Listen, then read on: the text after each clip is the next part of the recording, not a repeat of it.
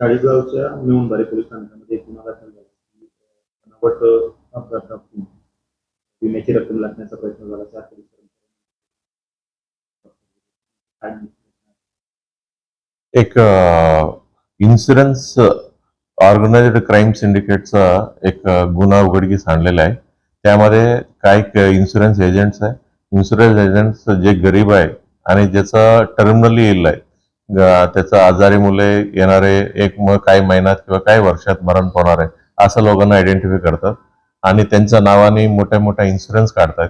पण इन्शुरन्स काढण्यासाठी त्याचं काहीतरी उत्पन्न पाहिजे म्हणून 3-4 वर्षाचं उत्पन्न देखील दाखवतात आणि त्या माणसाचं काहीतरी कन्स्ट्रक्शन कंपनी असं काहीतरी दाखवतायत.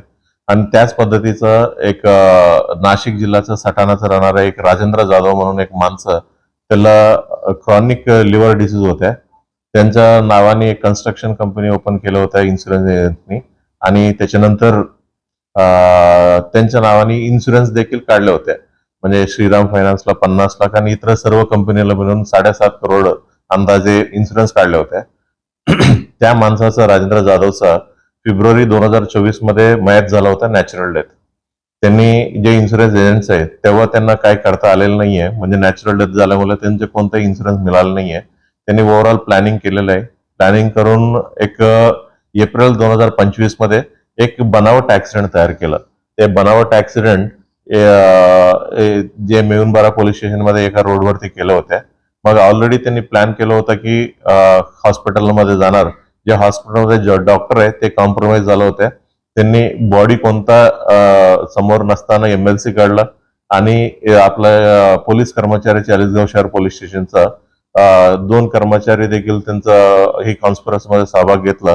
त्यांनी तिथं जाऊन इन्क्वेस्ट रिपोर्ट काढला आणि बॉडी नसताना पोस्टमॉर्टम रिपोर्ट डॉक्टरने दिला आणि बॉडी नसताना ही लोकांनी बॉडीचं हँडओव्हर करण्याचे कागदपत्र देखील तयार केलं. आणि सर्व झाल्यानंतर जे पोलीस स्टेशनला ऍक्च्युअल पोलीस स्टेशन आहे त्या पोलीस स्टेशनमध्ये गुन्हा आला. त्या गुन्हा आल्यानंतर ज्या रोडवरती त्यांनी सांगण्यात आलं होत्या त्या संबंधित बीट अंमलदारकडे तपास गेला. तपासादरम्यान त्यांनी जे गाडी ऍक्सिडेंटमध्ये इन्व्हॉल्ड आहे, जे 2 व्हीलर आहेत, 4 व्हीलर आहेत, दोन्ही पोलीस स्टेशनला सरेंडर केला. ते साक्षीदार देखील सरेंडर करण्यात आले होते आणि आरोपीनं देखील तो सबमिट केलं होतं पोलीस स्टेशनमध्ये. सर्व जे प्रोसिजर प्रमाणे ते इन्व्हेस्टिगेशन झालं आणि त्याच्यानंतर चार्जशीट देखील झाल्या होत्या. नंतर आम्हाला जे माहिती प्राप्त झाल्यानंतर फायनान्स कंपनीवाल्यांकडनं आम्ही गुन्हा दाखल केला आणि या पूर्ण प्रकरणामध्ये म्हणजे इन्शुरन्स काढण्यामध्ये जे काही चुका काढल्या होत्या, नंतर बनावट ऍक्सिडेंट तयार केलं होतं आणि जे कोणी इन्शुरन्स एजंट्स आहेत आणि जे कोणी ह्याच्यामध्ये बेनिफिट मिळणार होते सर्व लोकांवरती आम्ही तपासादरम्यान त्यांचं काय काय रोल आहे ते निष्पन्न केलेलं आहे. आणि ओव्हरऑल आतापर्यंत आम्ही 9 लोकांना अटक करण्यात आले होते. त्याच्यापैकी इन्शुरन्स एजंट्स आहेत प्रवीण पाटील, प्रेम पाटील अशा 2 लोक आणि त्याच्यानंतर डॉक्टर आहे, डॉक्टरचं नाव आहे डॉक्टर मंदार कलंबेकर आणि त्याच्यानंतर पोलीस आहे. पोलीस पैकी 4 लोक आहेत. सचिन निकम हा मेहुणबारा पोलीस स्टेशनचा आहे. हा पोलीस हवालदार रवींद्र बत्तिशे हा बी मेहुणबारा पोलीस स्टेशनचा. पोलीस हवालदार महेंद्र पाटील, पोलीस हवालदार सुनील निकम या दोघा चाळीसगाव शहर पोलीस स्टेशनचा. आणि त्याच्यानंतर जे मयत झालं होतं त्याचं वाईफ आहे अरुणा राजेंद्र जाधव आणि मयत झालेल्या माणसाचा भाऊ आहे एक मिथुन जाधव. असं एकूण 9 आरोपींना आम्ही अटक करण्यात आलेला आहे. पुढील तपास आमचे चालू आहे. हे जे संपूर्ण प्रकरण आहे ते विमा कंपनीने स्वतः इन्व्हेस्टिगेशन केल्यानंतर समोर आलं होतं.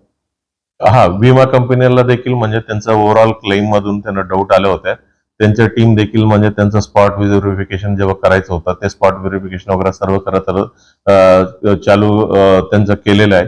म्हणजे एक्झॅक्टली ते माहीत झाला होता त्या माणसाचा घरी गेलं की सर्व गोष्टी त्यांनी बघितल्यानंतर त्यांनी संशयास्पद ओव्हरऑल विषय आहे असा आम्हाला रिपोर्ट दिला होता सुरुवातीला. त्याच्यावरती एन्क्वायरी करून आम्ही पूर्ण बाकीच्या सर्व गोष्टी क्लिअर कट आम्ही माहिती इन्व्हेस्टिगेशन मध्ये निष्पन्न केलेला आहे. फिर्यादी विमा कंपनीचे अधिकारी बरोबर आहे. श्रीराम फायनान्सचा जे रिप्रेझेंटेटिव्ह आहे तो फिर्यादी आहे. तर याच्यात श्रीराम फायनान्सचा आणखी कोणत्या कंपनीचा विमा काढला होता? ओव्हरऑल 7-8 कंपनीच्या काढल्या होत्या.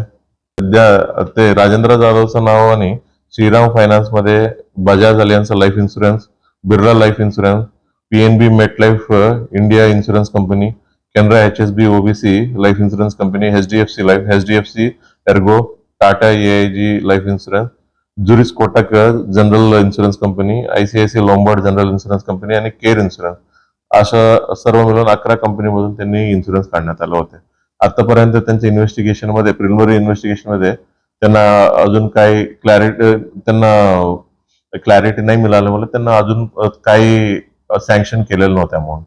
हा जो मयत व्यक्ती होता हा याची पार्श्वभूमी काय राहिलेली आहे? एकदम गरीब कुटुंब आहे, मजदुरी करण्याचा पार्श्वभूमी आहे. काय पैसा नाही, त्यांना कोणताही पैसा दिलेला नाहीये.